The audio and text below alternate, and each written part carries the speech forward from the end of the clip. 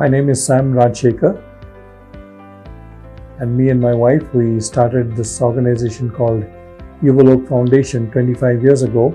So one day, as my wife was out in the front yard of our house looking up this papaya tree, she called out to this rag picker who was walking past, saying, "Can you climb the tree and get this papaya for me?" So he said, "Sure, I'll do that, but you must give me one fruit to eat." So she said, "Fair enough." The next day he comes with a friend, they get papayas, we get papayas. But a few days later he brings 3 other friends, and on that day there were no ripe papayas. So they said to her, "Give us some work to do." So she says, "No, I don't have work for you all. Please go." They said, "No, you will clean your yard, we'll water your plants, anything that you say." And she says, "Maybe I can give work to one of you, but I can't pay the 4 of you." They said, "Don't pay us. We came here because we were hungry and we thought we might find some papayas, but since there are no papayas, we'll do any work that you tell us and you give us something to eat." So because they said they were hungry, she just said, "Okay, do this work," and she went inside and cooked a meal for them. And that night she told me this is what happened. I said, "If they come again, call me." And she phoned me the next day saying that these boys are here. And we brought them into the house, we turned on music, they sang and they danced, and then they sat down. We sent them into the shower because being rag pickers, collecting garbage from the garbage bins, they were in a total mess. So we showered them, we gave them some more clothes to wear, and we also dressed their bruises and cuts and wounds, and sat down and listened to their stories. So I said, "You are a 13, 14-year-old boys. Why are you in school?" "Well, we can't afford school." So I said, "What do you do all day?" "We go around collecting garbage, and in that we find plastic and bottles and cans, which we sell to the recycler, and we get some money from that." And then I said, "What do you do with the money?" "That money becomes our dinner for the night because we give it to our moms." So I said, "Okay, if that's your dinner, what's your breakfast and what's your lunch?" And they said, "When we pick garbage bins, there's a lot of thrown away wasted food.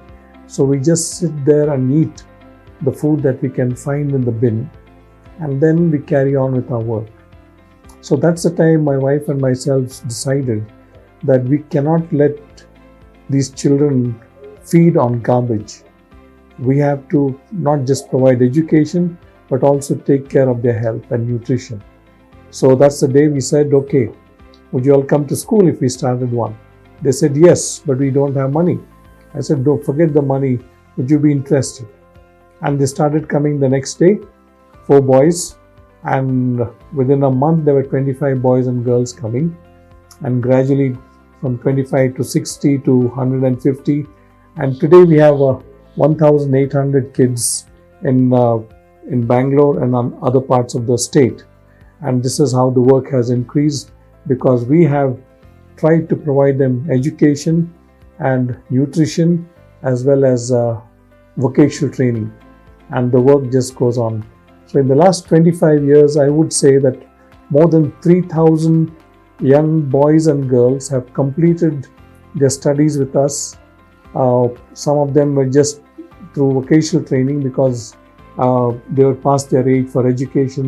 So all that they did was try to learn a skill where they could earn their money.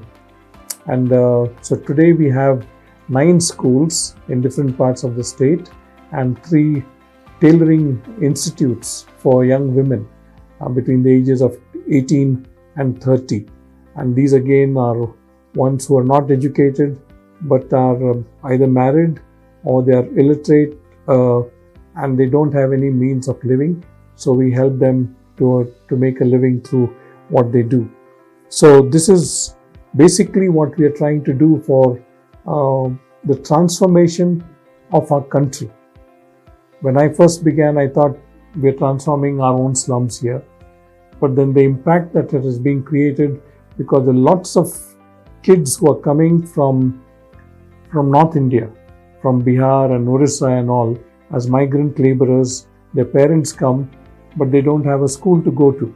So we make sure that they find some education and hope that they have a future and they are able to live in dignity.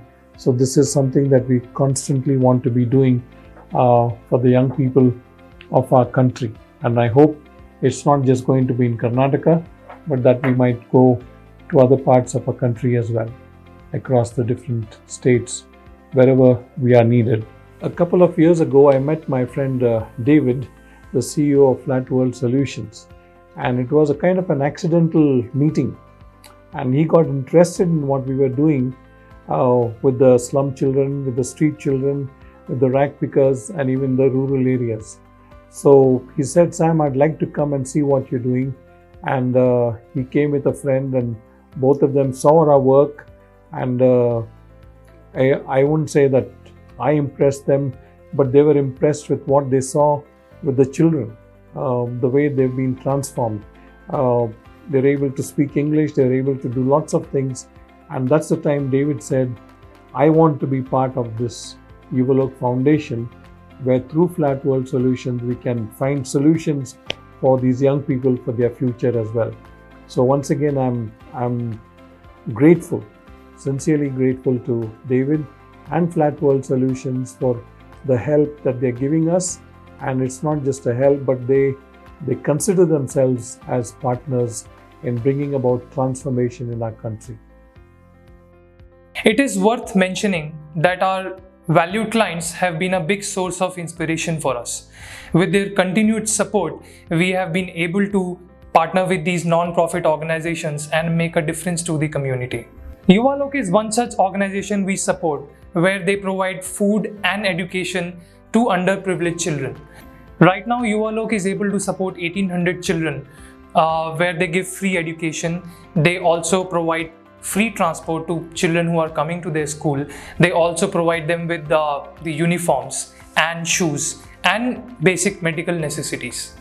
As part of the corporate social responsibility at Flatworld, we intentionally partner with organizations that work among lesser privileged people. As a mission, we focus to educate, empower, and enable people of the lesser privileged in the help that they need. And therefore, Flatworld is actively involved in helping these organizations in sponsoring their education and sponsoring different needs that they may have.